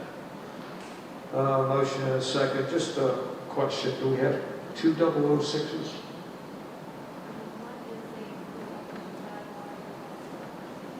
Oh, okay. Motion and a second. All in favor? Aye. Opposed? Motion carried. 20B, additional policies, first readings, additions. Request approval of the first readings of the following additional policies. 137.1, extracurricular participation by home education students. 236.1, threat assessment. 817, social media. That's an addition from Monday's evenings. And I so move. Motion and a second. All in favor? Opposed? Motion carried. Item 20C, policy committee meeting. Committee meeting was held September 13th at 10 a.m. That's all I have, Mr. Martucci. Yes, sir. Mr. Bernardo. Just one item. We asked on Monday night if we could have the public participation in board meetings. Policy 903, its first reading, in case any of the audience who are participating would like to see them. And from what I understand, Mr. Harshman, the board secretary, placed a few on the podium. So if you're interested in seeing what that public participation in board meetings policy is for the school district, it would not be adopted until the following month. Is that correct? Correct. It's there on the podium for you to pick up one. Thank you. Dr. Bradley. Thank you, Mr. Harshman. Just one item on the legislative side.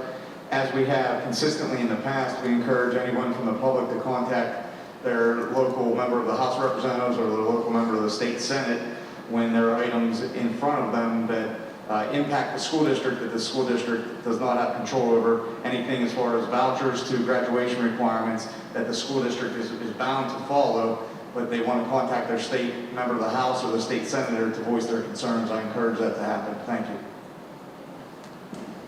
That's all we have. Thank you. Thank you. Safety and security, Mr. Martucci. Thank you, Mr. Manning. We have nothing this evening. Mr. Martucci, anything to add? Yes, sir. Mr. Parlak. That's all we have, Mr. Manning. Thank you. Special education, Mr. Bernardo. Mr. O'Malley. 22A, Marquee 2122. Request approval for the agreement between the Connellsville Area School District and Marquee, Pennsylvania for providing a free and appropriate education to school-age children with autism and/or emotional disturbance effective August 1, 2021 through and including July 31st, 2022. And I so move. Second. Motion and a second. All in favor? Aye. Opposed? Motion carried. Mr. Labor, anything further? Mr. Martucci? Yes, sir. Mr. D'Amico? That's all we have, Mr. O'Malley. Thank you. Thank you. Mr. Mongel, Student Services, please. Thank you. Item 23A, request the approval of the healthcare staffing agreement between ANN Healthcare Incorporated and our Connellsville Area School District for the purpose of using healthcare clinicians for temporary professional services for the 2021-22 school year as proposed. And I so move. Motion and a second. All in favor? Opposed? Motion carried. And item 23D, request the approval for Jonathan UFC band teacher, chaperone Dane Schultz, Jackie Eckenrod, Courtney Wiltrout, Josh Wiltrout, Deanne Trigg, Melissa Lloyd, Glenda Grove, David Schomer, Lori Kokenauer, Tara Osler, John Osler, and approximately 63 students will be taking a field trip to Universal Studios in Florida on March 28th through April the 2nd, 2022, at no cost to the district. All the costs, including the substitutes, will be paid by the boosters, and I so move. Motion and second. Question. Solicitor. I just noticed that someone signed up on the non-agenda items to talk about the band trip. Is it okay that they can speak now? Thank you. I think they may have already spoken. What's that?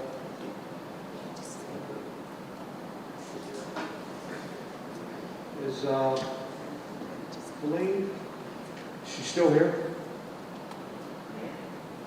PM being posted. PM. Thank you. Well, I'm Ruben Evans, and I was actually just waiting to see what the vote was before I actually speak on this. Oh, you going to speak about the band trip? Afterwards, I was just waiting for the vote. Oh, okay. That was my...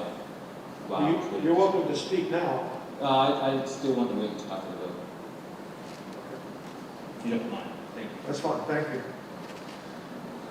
We have a motion and second on the band trip. All in favor? Aye. Opposed? Motion carried. Mr. Lake, do you have anything to add? Nothing, thank you. Mr. D'Amico? That's all we have, sir. Thank you.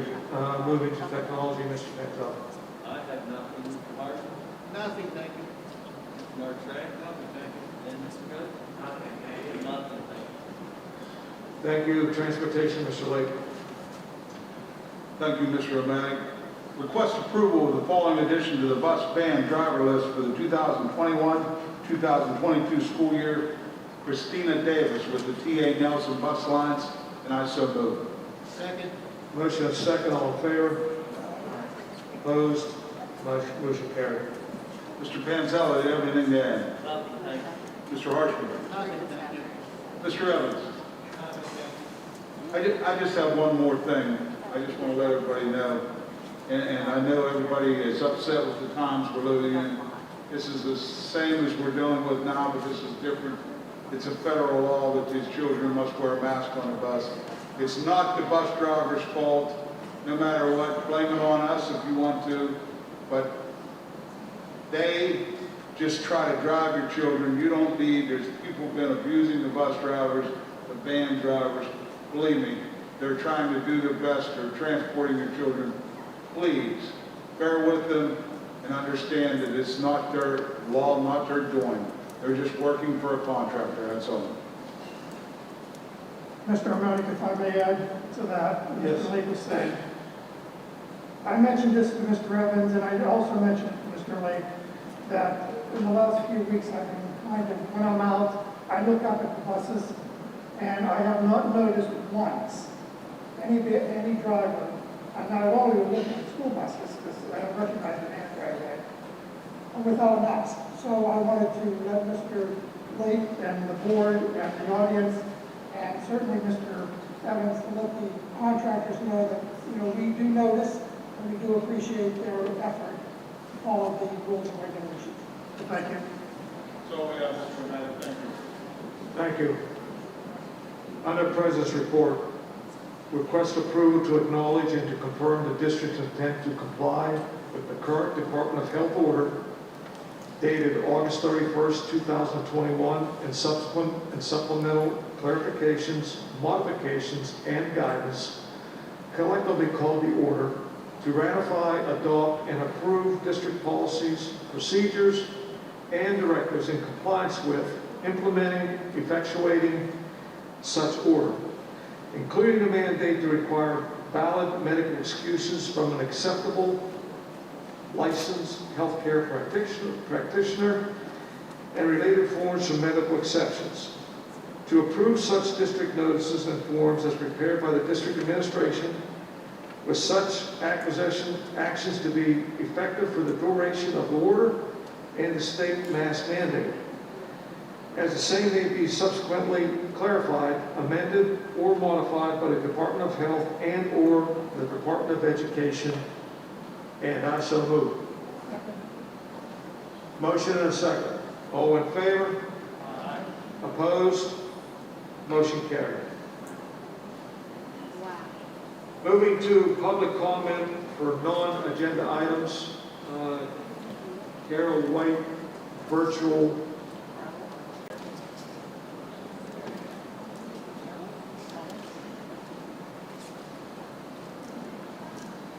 Good evening, school board members and Mr. Bradley. My name is Carla White, and I am a parent of an 11th grade student here at CHS and a 4th grade student at Bolskin.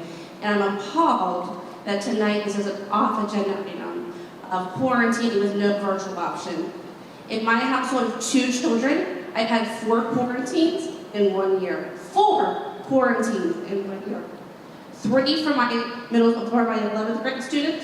2 of them last year, which was not a problem because we had virtual training. The Tuesday after Labor Day, I get a phone call from Dr. Stern to come pick her up because she's been quarantined.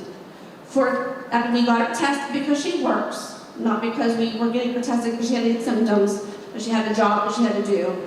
And I also wanted to get back to school because there was no virtual training whatsoever. She was sent home to teach herself. My 4th grade student is home right now, quarantined from a lunch. She took her mask off to simply eat at a lunch. And she got quarantined. She wears her mask faithfully. My 11th grader wears her mask faithfully. Do I agree with masks?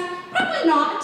But I'm doing what I need to do to keep my kids in school. So I'm going to ask the audience right now, since you can't communicate with me, how many people have had a quarantine student in this room? They're all sitting at home with no teacher. How many people know someone that's been quarantined? Almost half of this room. I have a friend, their son was quarantined, came back last week, quarantined again this week. There is no plan right now by any of you. I blame you, the board that sits at these tables. I blame Mr. Bradley, who sits at his desk in the school board, the teachers union, who do not make a plan for these students. And I'm fed up. I'm a very patient person. But when I get a text message from my 11th grader, who's a leader in this school, she cheered, she's part of the musical, that she's a name that's known here, to be a very great student, to be a leader, that she hates school, check your email, because I've emailed every one of you. And I sent you a copy of her text message. I sent you a copy of a picture that my 4th grader drew last week of how sad and mad she was to be quarantined. I am sick and tired of sitting here and waiting for you guys to stand up. I tried to be calm, but I've sat through this meeting way too long. Right now it's 8:48. And I sat there for 2 hours and 48 minutes, or an hour and 48 minutes waiting to speak. So listen, I'm asking you to have an emergency meeting, ASAP, to work this out. No! My child is sitting at home with no teacher. She came home with a stack of papers from 4th grade this big. Guess who's teaching her? Me, my husband. What happens to the kid who has no one? Who has a family that doesn't care? They're lost. I'm not here to fight for my kid because they're going to be okay. Do you understand me? My kid will be okay. It is the kid that is at a house that doesn't care, or who can't care, or who can't afford to care, or they're at school and work. I'm lucky I work from home. I worked from home for the last 3 years. It's not a problem. You have parents who have to go to jobs, who can't see what are they supposed to do with their kids. You have teachers who their kids are being quarantined. Now you're not teachers because their kids are quarantined. This makes no sense. It makes 0 sense. And I'm sorry for my anger, but I am empty here with not thinking about these students. Do you think it's okay? And I know you can't speak to me, but I'm going to ask you this question. Do you think it's okay that students don't have a virtual option? I'm not asking for them to have a virtual option just because they don't want to come to school. If they're quarantined, or if they're out for COVID-19 diagnosis, is it okay if they don't have a school option? Is it okay? You're gonna look at me, but the answer is no. It is absolutely not okay. So I am absolutely appalled that tonight this is a non-agenda item. I sat here all night waiting to speak. I was very calm when I walked in the store. Would you please conclude your remarks? I have a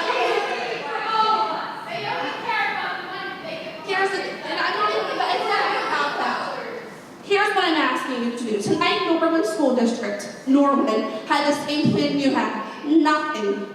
They had not a plan for their kids. An email went out to Norman School District stating they have now 2 options starting on Monday.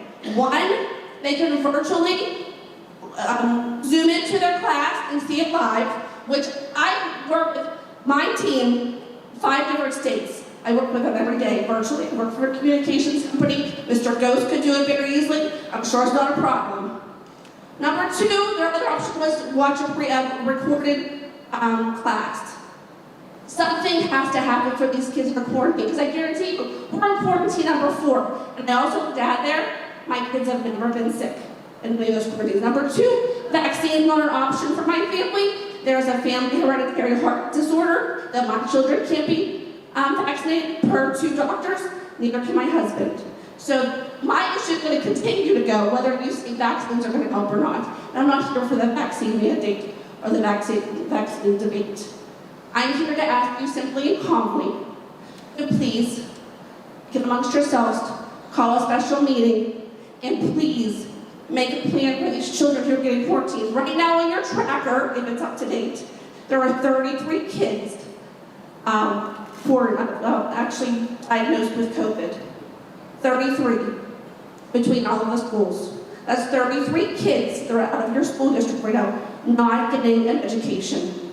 They're home being taught by their parents, a grandparent, a friend, or maybe not being taught at all.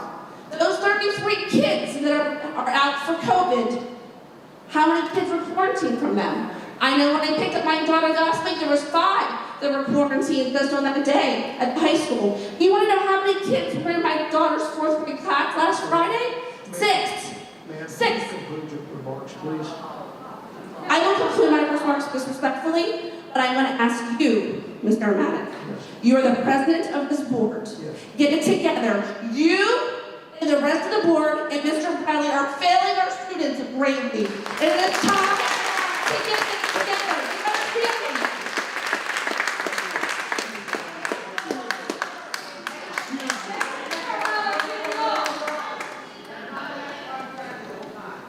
Thank you. How about listening to us parents? Can we make sure, could we get copies, if you have copies of that, could you give them to the board secretary so all the board members can get a chance to take a look at your suggestions? If the you ones check you your have? email, everyone, you have an email, including the secretary.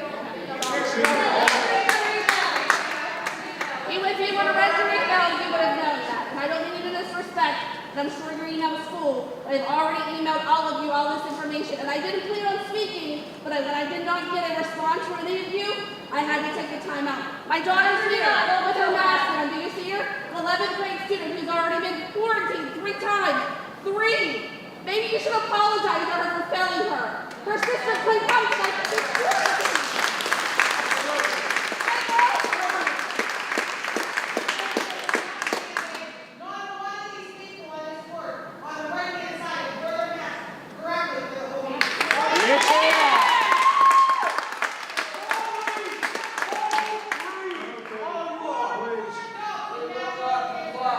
Please. Thank you. Thank you. Thank you. Come on. Please. Fuck this place.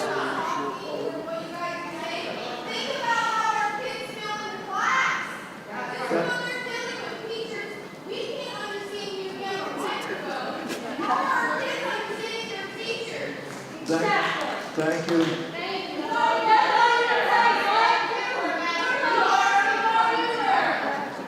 Can we have a person who wants to speak on the ban, please?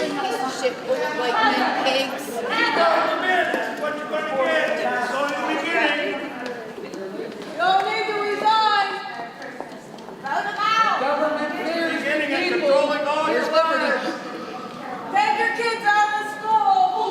cyber charter schools take money away from the district. That $24 million can go away. Excuse me, let the gentleman talk, please. Thank you. How about no? You won't let us parents talk. I just want to thank you guys for taking the time to, vote on our opportunity for the band students. As a proud parent, I'm a student that has graduated and went to the Navy. I have another student that's in the band right now. I have another one coming up.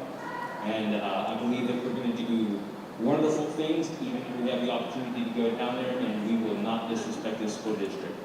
So I just want to be, proud parents saying that. And again, thank you for the time for voting yes for that for us. And we will respect the school and everything else that we have to do for that.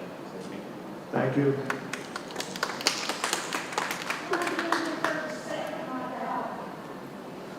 Okay, that concludes public comment for non-agenda items. Dr. Coons, you have anything to add this evening? Mrs. Grinnell? Superintendent, do you have any comments? Thank you, President O'Malley. Two things. One, in recognition of, there's a lot of emotions, a lot of passion, a lot of love for your children. In recognition of that, and in recognition of if you are seeking a medical exemption, which is the only one allowable by law, we're giving you until October 8th. We're giving you until October 8th to get that. So in recognition of that hardship, we're giving you until October 8th. And as I'm not a medical doctor and as I'm not a lawyer, we've had all of our documents vetted and authored and co-authored by both lawyers and doctors. So I appreciate their input on all of our documents. Second, the close contact definition that we want to make sure is well understood is if both individuals have a mask on, they are not considered close contact. So we appreciate that. And just to make that crystal clear, when both individuals have a mask on, they're not considered close contacts. I'd like to also inform the board that on behalf of the Collinsbury Middle School, I'd like to extend our gratitude to Mr. Denny Field. He donated a gift of a collection of silver coins to our middle school that will be displayed in a glass display case near the CAMS Media Center as part of the CAMS 911 tribute. In recognition of his son Hayden, who was a big advocate of all things 9/11, Mr. Field donated a case of coins that were found in a safe in the basement of the World Trade Center Tower 1 after months of digging through the rubble and debris.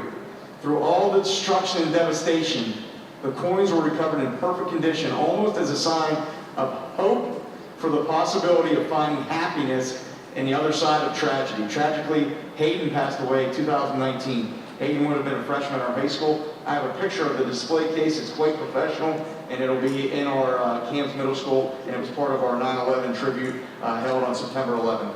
And I thank Mr. Field for that gift.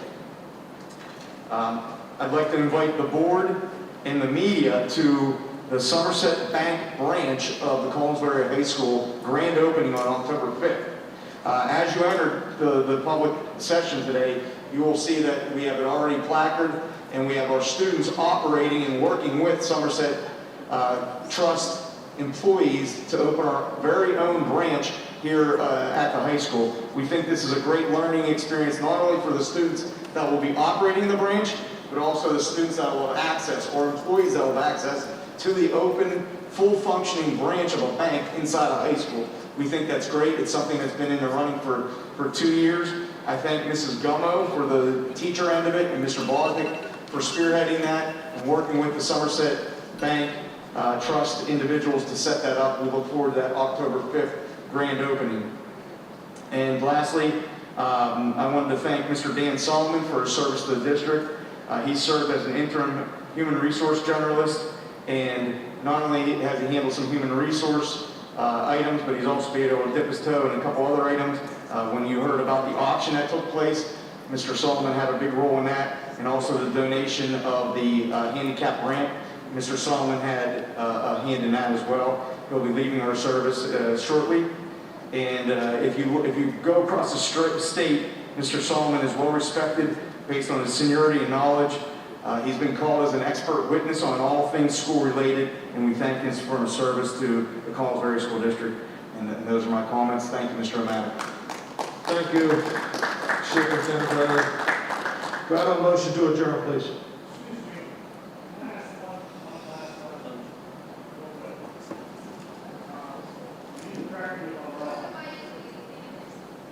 Sir, you got to sign in. You can't.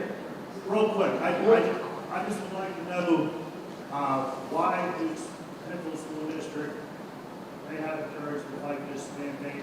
And correct me if I'm wrong, but from what I gather, Somerset, North Star, Northern Bedford County, Penfield School, and there's others. I'm not hearing this mandate. I don't know. Another motion to adjourn, please. Thank you.